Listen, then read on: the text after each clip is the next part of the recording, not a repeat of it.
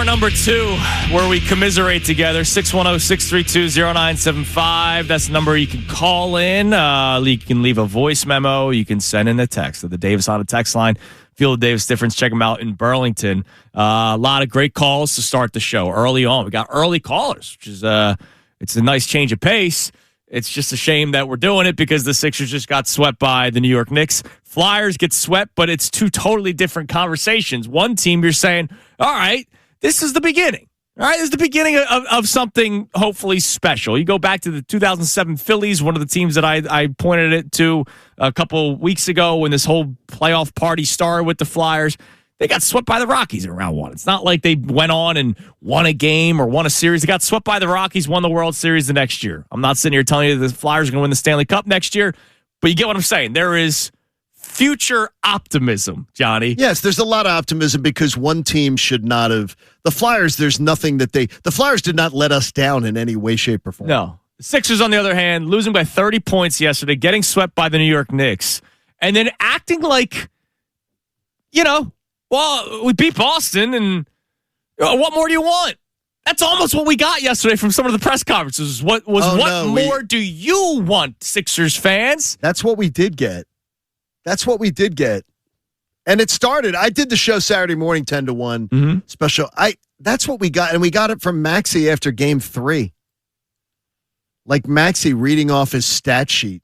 Being like, yeah, I did what I was supposed to do. Man, when there's two guys on me, I try to dish it. Disappointed. I get what he's saying from a basketball standpoint, but again, we have to hold Tyrese Maxey to a different standard. I know that last week, one of our YouTube commenters was getting after me saying the money has nothing to do with it. Don't worry about the max contract. Like, no, I do have to worry about the max contract because I need to find out, is Tyrese Maxey, much like I think we've already found out about Joel Embiid, is Tyrese Maxey going to help you win a championship when he's eating up as much as he's eating up from the cap? I'm not saying they shouldn't have paid him, but we have to start holding him to a certain standard. Do you have any questions? Do you have more questions about Tyrese Maxey after this series or before it? I've been saying the same thing about Maxey for 2 years now. I have not changed my tune. I am amazed at how he gets better every single year. Congratulations. You're an all-star star this year. I still don't think he's a guy that can lead a team, carry a team. I think he's a guy that's going to need to be a Robin for most parts. It's why I always bring up him and Embiid together. But you might need to find another counterpartner with with Tyrese Maxey. Who knows what they do this offseason? Who knows? Coming up at 7:30. Who knows? Don't hold your breath will be the talking point because there was an article about Joel Embiid's future with Philadelphia and how he might not really be able to go anywhere anyway. Yeah, that's great. That comes your way at 7:30. But let's talk about Tyrese Maxey and his comments about fans.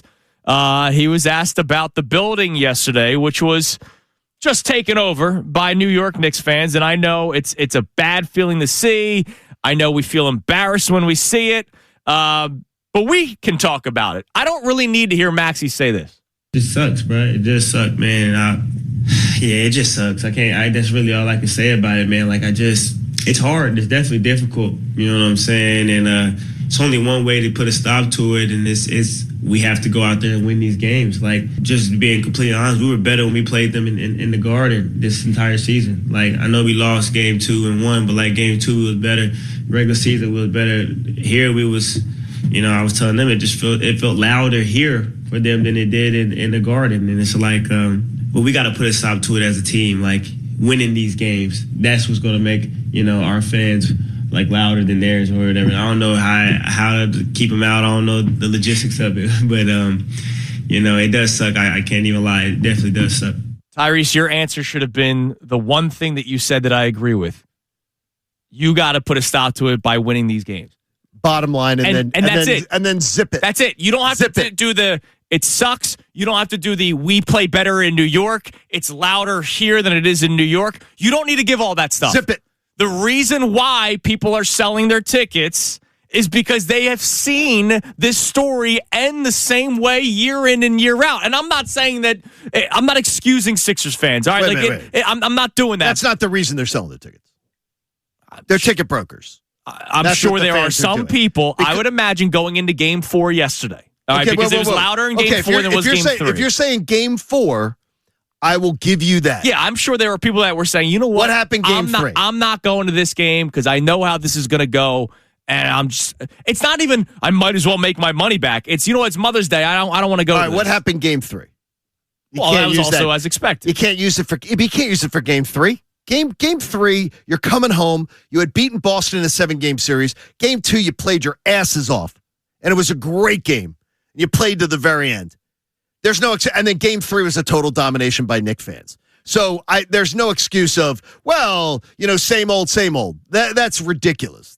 Game 3, they sold their ticket. Yeah, it was worse yesterday, though. Yesterday was yesterday, that's where I would say to you, I could totally understand the disgust of somebody yesterday after what they saw Friday night. Right. And also, a Sixers fan going, do I want to be surrounded by that if things go poor? Oh, on Mother's Day. And exactly. Like your team's one loss away from being swept. Correct. And I get losing that. to the Knicks I totally again. get that, right. And so when I hear Tyrese Maxey talk about the fans, I'm like, dude, you had the answer. In that clip, he had the right answer. We need to find a way to put a stop to it by winning these games.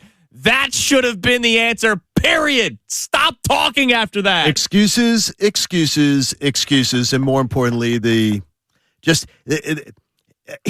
I'll tell you this much. This series, I didn't know what I was watching because I really thought Tyrese let them down. He was the biggest disappointment of this series by far, period, end of story.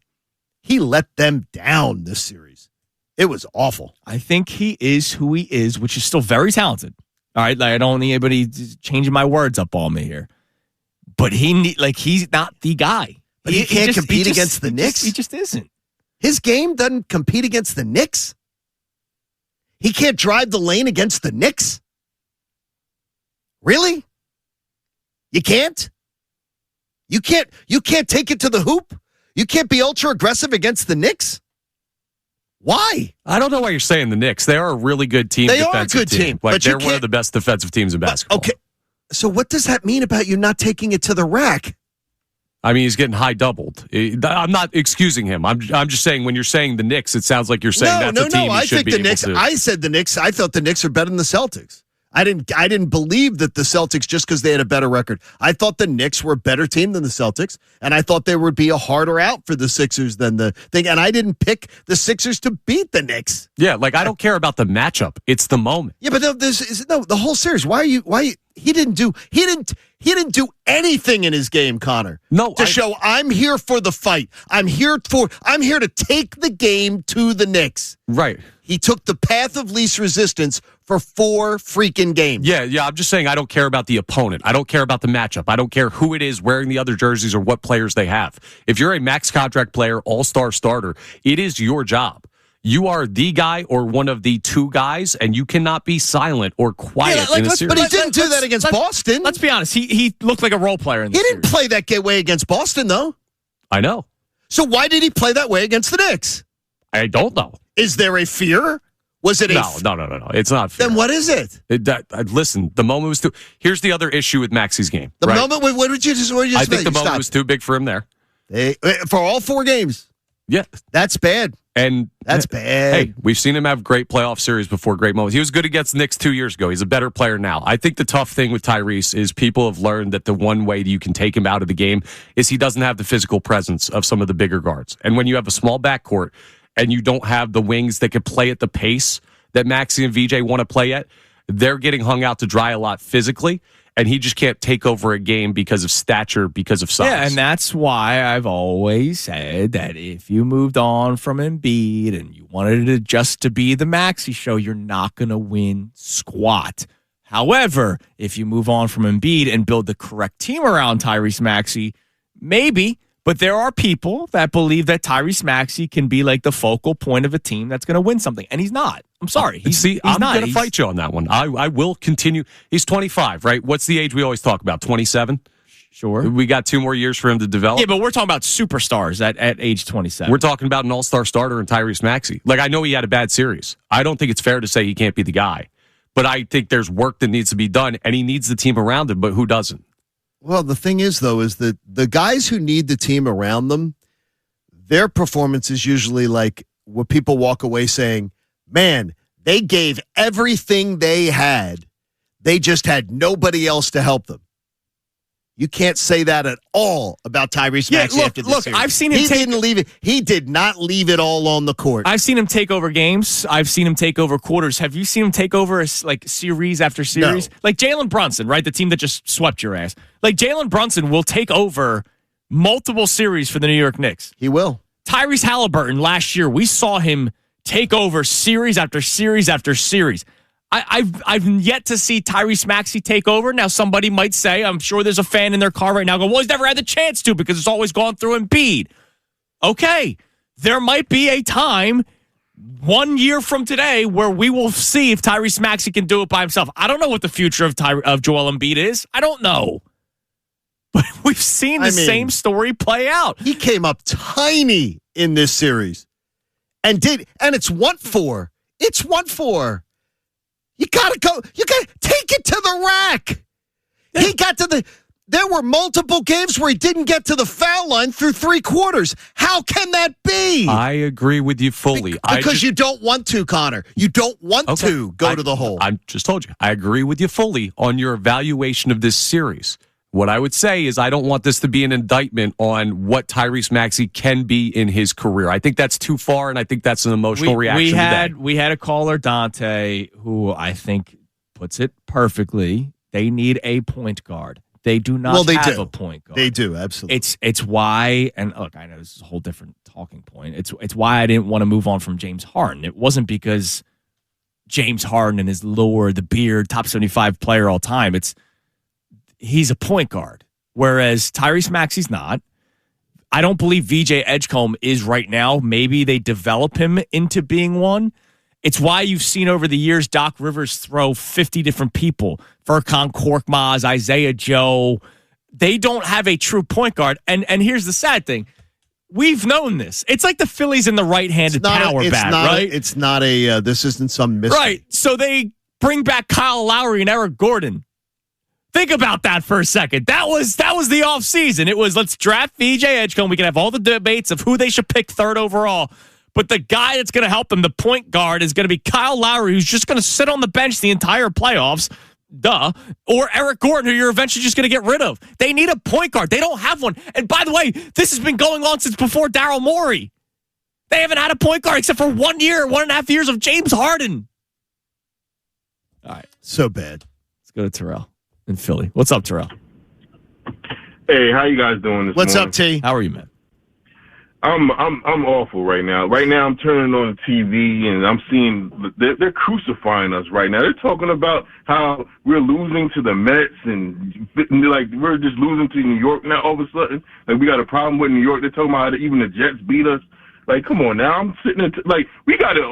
I don't care if it's week 17. We're going to take over that Giants stadium. Hell yeah! And we're going.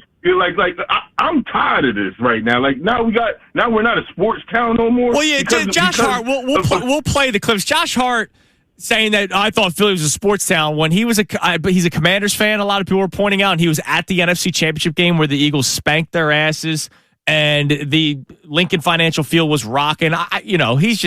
He's one of these guys that feels tough right now because they just swept the Sixers, and you know what? Can't really blame them. They embarrassed the Sixers. I can't blame them. Now there's a narrative that we can't beat New York. It's the Mets now. Like, come on now. It's silly. Talking about the Giants beat us last year. Like, come on now. I'm getting tired. I'm sick of that narrative already. Like, I know it just started, but now we're a trash fan base. We're not even a sports town no more. Yeah, it's what happens. This is the one thing I never have to hear how great a basketball town Philly is again. This is going to take years. I agree with you, John. This is going to take years to dig out of. But the thing is, though, it's been a false narrative for a long time. I remember the Sixers not being able to sell out Game 7s of playoff series. I remember one against Milwaukee not being sold out. I remember the Sixers. The Sixers have never been what the other 3 teams in the town, the big 3, have been as far as loyalty of fan base. They've never been. Thanks for the call, T. Sorry about that. They've never been. And it is a fake narrative. They've had moments, but they've never had that loyalty. And right now they got nothing. They got to rebuild. They got to rebuild a fan base here. Well, yeah, because it's same old, same old.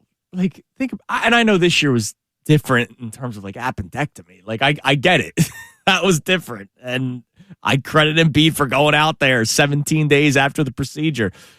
But then what was game 1 and game 2?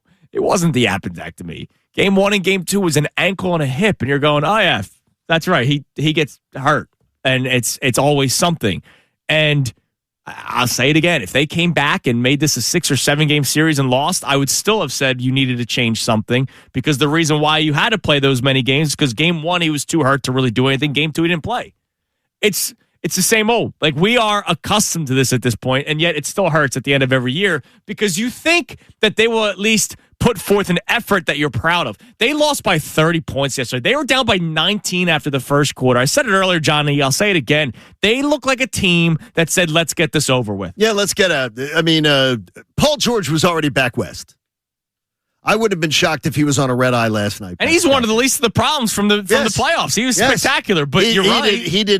He had more memorable games to me, than some of the other guys in the playoffs.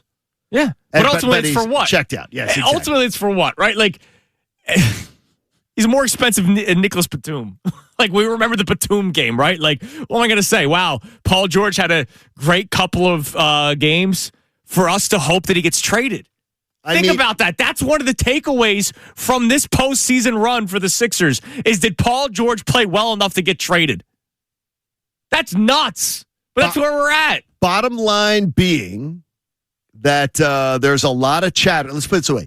There's a lot of chatter that, is that the Sixers fans, and I just say our buddy Mike Gill, Mike was saying, well, the Sixers fans made a statement by selling their tickets. No, they didn't. They were ticket brokers. The fans weren't. Everybody was at a high. Last Monday when we came in, Sixers energy was at a high. I would say it was at a high that we haven't experienced in a long time coming off of Boston. Make it like something. Sixers fans were making some sort of a statement. No, they weren't. They were ticket brokers. I'm sure a lot of people yesterday, I totally can commiserate. Not only being the Mother's Day thing, but I can completely commiserate based on what it was in game 3, which was pathetic. Absolutely pathetic. What do we got on the Davis Honda text line there, Connor? Yeah, we have a lot of people checking in on the Sixers. Nobody very happy with their performance. Who would be? Marquez checks in, says, I was even a bigger idiot than you guys because I bet the first quarter like they will fight, then bet the half, then just stopped. Like, we aren't the Hawks, not by 49, well, 30 instead. And for the person who has the most injuries to be the one that showed the most fight is an indictment on the other players. Yeah, I mean, look, but I'm not even going to celebrate Embiid's fight. Like, I'm not going to. I'm sorry. And then for him to talk after the game saying the season was a success because my knee's feeling good. Like, I don't need to hear that, Joe. And I love you. I don't need to hear that. I don't need to hear Tyrese Maxey talk about fans. I don't need to hear about Nick Nurse saying we played a good team. I don't need to hear any of that stuff. Like Tyrese lecturing the fan base is, again, as tone deaf as it comes. He realized in his answer what the reason is. But we need to put a stop to it. He finally got to it, but wow, did it take him a long time to get there. And it was almost like, I'm going, Tyrese, shut up. Tyrese, shut up. Stop. And then it's like, he got to it. He finally got there. It just took him a long time to get there. Yep. All right, what else we got? All right, we also have a check-in here from Seth in Philly who says, I would have rather gotten swept by the Celtics in round 1 than to have wasted my time watching this team get blown out by the Knicks. A round 1 loss would have put more pressure on a rebuild in the false hole of a round 1 victory. But you know what? I'm sorry to I would talk not. Before. Look, it's why after game 1, when I saw the video of Elton Brand and Daryl Morey jumping for joy after beating Boston, I get it. That was a fantastic win, and you're thinking, all right, what can we accomplish? It's why after game 1, we had the talking point of, hey, I know we're excited for game 2. Let's go. Sixers series is not over yet. But if they lose in 5, and we said 5, we didn't say get swept. We said if they lose in 5, that series against Boston should not have saved jobs. It should not have led people to believe that we can run this back. This series was so bad that the Boston series does not matter. I'm sorry. Even for those of you like John and Tasty Cake Dom that have been dealing with the Boston Celtics beating the Sixers for 40 plus years in the playoffs, it does not matter. What do we have off of that? Yay? Yippee? Like, that does nothing for me. Yippee beating Boston does nothing for me. Yeah, it's done now. I mean, that meant so much to me when it happened that Saturday night. Last Monday was an absolute joy coming in here. Sure. Doesn't mean anything now. Means nothing now. No. Zero. It just means that you broke something that was a 40-year streak. But you know what? The next streak continues. You have not gotten out of the second round again. You did nothing with it. That streak keeps going whether you beat Boston or not. The streak continues. You did nothing with it. That's so bad. It's just so bad. So, now, of course, because the season ended yesterday, we immediately turn our attention to the offseason, what the Sixers should do or can do. Right. And those are two totally different questions because the can is a lot harder. There's an article from Tim Bontemps, who covers the NBA for ESPN, and he was at the games this entire week because he was doing both the Sixers and Knicks coverage. And Johnny, he put out an article on Joel Embiid. About, what he went through this year and the appendectomy and how that changed everything in terms of seeding. He also talked about his future. I'll just say don't hold your breath if you're expecting change. Early, don't hold your breath. Kincaid and Sal Tunis, 97.5 The Fanatic. Kincaid and Sal Tunis, 97.5 The Fanatic and 97.5thefanatic.com. 97.5 The Fanatic and 97.5thefanatic.com. I just got a tweet from Ryan, Johnny.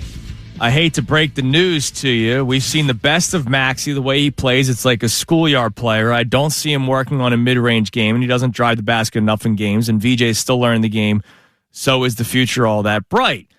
Well, I'm excited about VJ Edgecombe. I'm very excited. What he did this year is more than what I think most basketball people expected. The way he was able to shoot from three, nobody thought that he was going to be much of a catch-and-shoot guy or a create-your-own three-point shot. One thing that you can attack the basket nonstop, but to be able to dribble, step back, and hit a three, nobody thought that VJ Edgecombe had that in his game. He showed a lot of things this year in his rookie season to make you feel confident moving forward. I'm very excited about VJ Edgecombe. And his stuff about Tyrese Maxey, I don't think he plays schoolyard. I think he's a tremendous basketball player. It's just, I do believe that his game, as good as it is limited because of his size. And I've not seen him take over series after series. And for people that tell me, don't worry about the money, how are you supposed to ignore the money?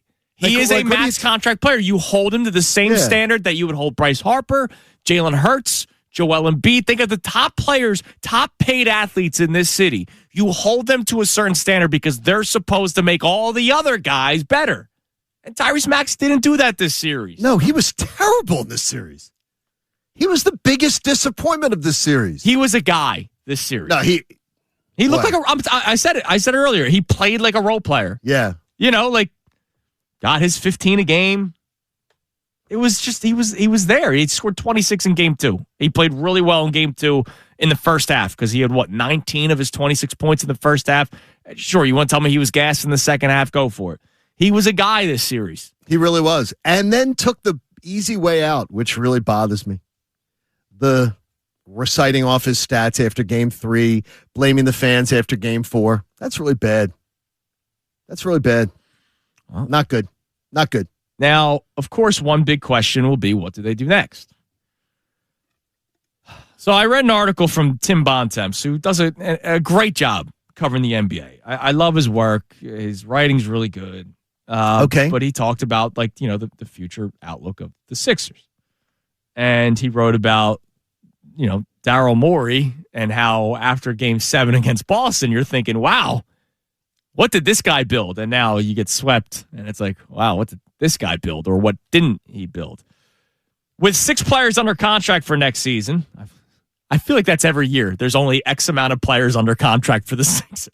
It seems that way, doesn't it? Plus the number 22 pick in this year's draft, Philadelphia sits roughly $14.5 million below the luxury tax line. We know what that means come trade deadline time. Yeah, that's great. He says that's before re-signing two of their top 6 players, Kelly Oubre Jr. and Quentin Grimes, who are unrestricted free agents this summer, and presumably inking forward Dominic Barlow to a new longer-term deal too. Do we need to see those 3 guys? Like, are we excited about that? That's my when I first read that. Before we get to the Embiid part, is that getting you anywhere? I like Kelly Oubre. I'm not saying this offseason, got to re-sign Kelly Oubre. Like, I feel like we're doing Phillies talk all of a sudden. Like, if Kelly Oubre was not back here next year, is anybody devastated? Did Kelly Oubre have a better series than Tyrese Maxey? Yes. Yeah, but he's not a better player. No, I got you. Right. Yeah, but he had a bet. Well, the lights weren't too bright for him. I like. No, they weren't. I like Kelly Oubre, but they weren't. Right, but are we really comparing Tyrese Maxey and Kelly Oubre right now? No, what I'm saying to you is that I don't think it changes much about that. But when you have your excellent max contract player is your biggest disappointment player of a series, that's a huge, huge problem. Yeah, but that's a different conversation than what we're on right now. Yeah, like I don't. All I'm saying is I don't need to see Kelly Oubre. But I'm not saying if they resign him, it's a mistake. I'm not sitting here going, all right, big. They got to get one check mark off. They got to check one box off. Get Kelly Oubre back. Quentin Grimes, I don't need to see him play for the Sixers anymore. I really don't. I think his offensive game is limited. He just attacks and doesn't finish. His defense was good, but remember, Quentin Grimes is the reason why you trade Jared McCain. But he attacks. Quentin Grimes, they wanted to lock up some long-term contract. He wanted to get paid this past offseason. I don't need to see Quentin Grimes back here. Yeah, all those guys are, if you re-sign them and the number is right, I'm fine with it. Nothing moves. Nothing moves. But none of them are have to have him back. Dominic Barlow, it took until game 3 of the series for you to play him. I'm not saying don't re-sign him. I'm not saying don't re-sign any of I don't really need Quentin Grimes back. I'm not saying that they should not re-sign these guys. But am I sitting here doing an off-season talk of you have to get these guys back? No, but I mean, what does it get you? This. What does it get you? Swept in round 2. Sitting at home? They have no scoring off the bench, and 3 of those guys are off the bench guys. Hang on. If you were to move Kelly Oubre to the bench and you were to add another starter, you would have scoring off the bench, which is why I'm not saying I'm done with it. But I'm not having to have any of those guys because they're all role players. That's good because you're saying is that you could get another role player. Right, like if those 3 guys are re-signed to deals that you can stomach where you can still do something else and they're all coming off the bench next year, I think that's a fine group of bench players to see in the regular season. And then we'll evaluate deeper. But none of them are for the Flyers, if they don't re-sign Trevor Zegras, they're idiots. Right. If they don't give Dan Vladar a contract extension, they're crazy. Those guys aren't in that conversation. No, they're not. I think it's fair. So he wrote about Embiid and George. Embiid and George are set to make over $200 million combined over the next 2 seasons. The decisions by President of Basketball Operations Daryl Morey to extend Embiid and sign George 2 summers ago, while understandable at the time, I don't agree, have left the franchise without options to reshape the roster around Maxey and Edgecombe. And given how compacted the money is around the league and the difficulties that come with trading any player on an expensive contract, it's difficult to see a scenario in which the 76ers can move on from either star. As a result, it's safe to assume the 76ers will enter next season staring at the same question. Will Embiid and the Sixers ever find a path and the injury luck to contend for an NBA title? He is not expecting much movement at all from Embiid and George. I'm going to tell you then you're heading to purgatory. Dude, you're already in it. I'm sorry. And you're not heading. And I'm a Catholic who doesn't believe in purgatory. But we're heading there. Basketball wise. We're there. Look around. No, they're there. I mean, we can't even do that heading to. But the thing is, though, we weren't there last Monday. We were not there just last Monday's show. We can go back. No, we can go back and watch it. We weren't there. We were optimistic that it was going to be a great series with the Knicks, right?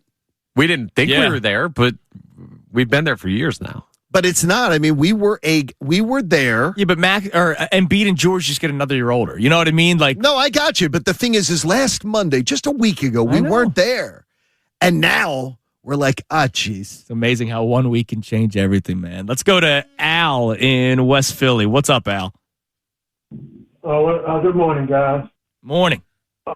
I don't want to talk about individual players, but what I want to say is that in my mind, watching the game, I didn't see guys who are willing. I didn't see enough guys any guys who were effort guys. New York has effort guys. A ton of them, yeah. Yes, and that's what I need. I need to see guys who play hard. I mean, how does a team out rebound you by 17 because rebounds? They didn't show up yesterday, Al. Because they want to. And I don't even know if it's want to. It's the Sixers did not want to play yesterday. I remember there were days in high school where I was like, man, I'm praying for a rain out. Like, I think there were some guys yesterday that said, you know what? If we didn't play today, I'd be okay with that. Their actions showed that. They didn't show up yesterday. They wanted to get it over with. 1, 2, 3 Cancun. Like, that's what they wanted to do. It's where they were. Or Galveston. Yeah. Well, you all are where I am with this. It's more than just this guy's hurt or that guy. The guys didn't even try. You don't let a guy sit out there on the 3-point line and you don't go. You know he's not going to shoot threes. Yeah. And you make no effort to defend him.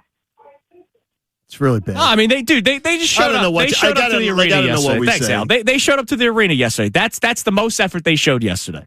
You want me to be real? The most effort they showed yesterday was showing up to the arena. Sitting in whatever traffic jam, finding a parking spot. It was so getting bad. dressed and going to the court. That is the most effort they showed Picking their outfits. They put a lot of thought into those outfits because they have to make that big statement. So they did put a lot of thought into that. They put more thought. I didn't see any of the pregame outfits. Oh, you didn't see any of that? No. Yeah, you didn't see the walk-ins? How'd they look? Yeah, it's really good. Urkel would have been proud by a couple of them. They really put a lot of thought into that. A lot more than they put into putting the effort into actually getting something done.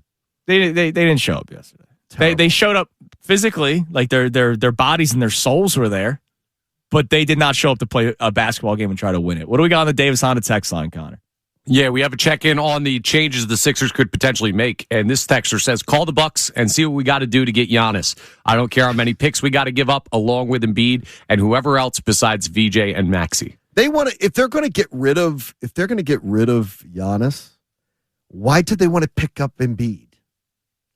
Like this doesn't make any. The people it's are doing just it. The why would they? But point. Why would they go? Yeah, you know what we want to do? We want to go from Giannis, who's a better player, to Embiid, who we're going to get less out of. It's unbelievable. It's just, I mean, look, that's one of the difficulties in the NBA, and we just read it in the bond temps, is moving these contracts. Like, you don't want to just lose the max slot. So you're going to do whatever you can to make money work. And so one max for another max makes sense. But to your point, like Milwaukee's complained about Giannis's lack of availability, and he's played like 5 times the amount of games that Embiid's played. Yeah, they're not going, you know what? It would be great if we could get Embiid. That would inspire our fan base. What? Gosh. What? All right, coming up next. Will you lighten the mood for us, Connor? What do you got? Oh, yeah. We got some good stuff here. All right. We'll get some more of your reaction to this weekend. Stuff. But we also have today's headlines with Connor Thomas. That comes your way next year on The Fanatic. Kane and Sal Chunas, 97.5 The Fanatic and 97.5thefanatic.com. 97.5 The Fanatic and 97.5thefanatic.com. We're here. So are you. Thanks for joining us. 610-20975. That's the number you can climb in. We're all in this together, Johnny. Yeah, aren't we? You know, even though Tyrese Maxey's not happy with you. Isn't that great? Yeah, Tyrese, I could not give a damn what you think of the fans' reaction. Could not. After the effort that was put out in that series, please, spare me. Like my question for if Tyrese was called in right now, my question for him would be, hey, so let's say the way it works when you renew your tickets, it's like a month ago, right? Oh, yeah. No. I think it's 15 games to go in the season. Yeah, or something it's not today. No. But my question for Tyrese Maxey, in a world where, let's say, the day after you get eliminated from the playoffs, or maybe you don't make the playoffs, that's when ticket renewals happen. Yeah. I would ask Tyrese, why should people renew their tickets? Yeah, after the effort that you put out there. Like you're complaining, even though you eventually said we got to put a stop to it by winning. First, you had to talk about how much it sucked and how it was louder of Knicks fans at the Wells Fargo Xfinity Mobile Arena than it was at the Garden. He said all that stuff first. Then he said we got to put a stop to it. If you were to look a Sixers fan in the eye, what would you say? Like, what would Tyrese Maxey say to Sixers fans to buy tickets? What's the message? I'd love to hear it. Because you can't lead it by example because you guys sucked yesterday. You lost by 30. I would love show up. I'd love to hear the message. I'd love to hear what I'm going to tell you what you are because it was led with you let us down. That's letting it the fans you let us down. Are you out of your mind? Are you out of your mind? I said it before. I said it in the fourth quarter. Somebody with the Sixers needs to talk to the players before the press conference. And I put it out on X. Before the press conference, talk to the players so they don't sound stupid. So they don't come out sounding stupid, sounding tone deaf. And they did. Which is shocking. Yeah. It's just shocking to me. I didn't expect it. Another Reuben Frank stat before we get to today's headlines with Connor. Boy, Rube was chock full of them. Worst three-point defense ever. The Knicks made 25 of 44 shots from three for 56.8%. That's the highest shooting percentage in NBA playoff history by a team attempting at least 40. And did you watch the Shaq and Kenny and them? That is effort. Yeah. That is effort. I had a gentleman. They had none yesterday. I had a gentleman arguing with me about, the Knicks didn't have many open threes. And I'm like, I said, I cannot have this conversation. Yeah. What are you talking about? They had open threes all day long because the effort was not there. Yeah. Most effort they showed was getting to the arena. He goes, it's not like they had many open threes. I was like, what game are you watching? Yep. Right. They had open threes all day. Before we get to headlines, Shefty just put out a tweet. I was going to mention it in headlines. Oh, how about that? It's technically today's headline. All right, go for it. Today's headlines with the Connor Thomas. What's up, Z? And this updated Shefty tweet, it comes to you courtesy of Lundy Law. So does today's headlines. For over 70 years, Lundy Law has been fighting for injured people. If you need them, remember the name Lundy Law, your injury lawyers. Visit LundyLaw.com. That's LundyLaw.com. We got right now headlines. Schedule release week, and the leaks are starting to come out. The first Sunday night game of the season, September 13th, Cowboys at the Giants, an NFC showdown. It's a smart move by the league because you don't know if the Giants are going to end up stinking or not, so why not try to do that? Well, John Harbaugh's debut. Yeah, and the two offenses, Cowboys at the Giants, right? Yes. That's a huge ratings game. Yeah, it's a smart move by them. That's a really good game. That's a good game, and it's a game we all we all have to watch. Oh, we absolutely have to We're watch. all into that one. And That's if you great. do this week 12, the Giants could be 4-9 at that point. That's a smart pick. That's a smart pick. Really it's a tough smart day pick. for everybody. Man, it's bad. Man, at least I tried, unlike the Sixers. Yeah, fair point. You gave it a good run there on that mathematics. Let's do an NBA roundup real quick because there was other news over the weekend outside of the Sixers getting swept. First of all, we had the NBA draft lottery. Picking second will be the Utah Jazz, and that means that the number one pick in the 2026 NBA draft goes to the Washington Wizards. They finally got it, eh? Took them long enough. I mean, how long they've been trying.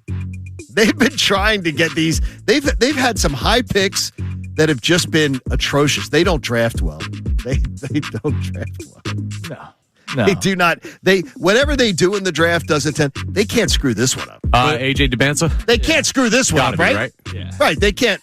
There's no way they can make a mistake, right? Yeah. Unless they take the guy from, where was it, Kansas? That wasn't playing? they're not doing They that. refused to play. Oh, man. We're playing a good team today? My tummy hurts. No, they're not doing that. God. Yeah, they're not doing He'll that. go second overall, though. Now, he'll go second overall, which is a crime. Him and Ace Bailey out in Utah. Oh, yeah. That's Dynamic duo. a recipe for Yeah, that's going to be great. Olivia, good luck with it. Yeah. We also had a big ejection on the other side of the conference. Victor Wembanyama out. The punk's out. There's that. There's that. That's a problem for the Spurs. Yeah, that's going to be a flagrant one. That's going to be upgraded. There is a possibility that's a two. And that was absolutely It was dirty. Dirty, and he deserved to. I'm shocked because I did not think he'd get kicked out. I didn't think so either. But they made the right call. I mean, No, it was the right call, yeah.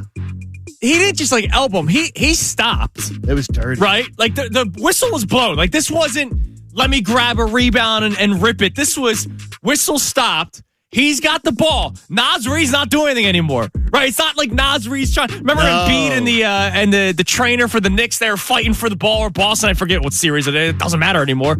Like Wemby's like, nah, I'm 7'4" and I'm going to drive my elbow into your neck. Plus, it was on cult hero, fan favorite Naz Reid. You touch Naz Reid, we're going to have problems. Dude, it was dirty. By the way, I could very well have been asleep for this. Any history of him being dirty? Did I remember? No. So it must be a playoff series. Sometimes players get under each other's skin. Yeah. Boy. Look, there's talks that he could be suspended. I think he should be suspended. It was really bad, I think that should be one more game. I think getting him out of that game is enough. That series, like the NBA making the right call for the product on the floor, I think serving the one game is. Wow, I don't. That is a nasty, nasty play. That's a nasty play. Yeah, no good. I was shocked they did it though, Connor. He's probably lucky it happened when it did, because if that's like fourth quarter, then he might be suspended. Yeah. To your point, he played 12 minutes yesterday, so they might look at it as, well, that was the suspension. That series now tied at 2 apiece. It is. The one thing we'll round out with some sad news in the world of baseball. Bobby Cox, longtime manager of the Braves, passing away over the weekend. Johnny, I know you were down there for a lot of his time, and just wanted to give you guys the floor to talk about him. He was a really, really interesting guy to cover. Bobby hated me for a long time. Couldn't stand me.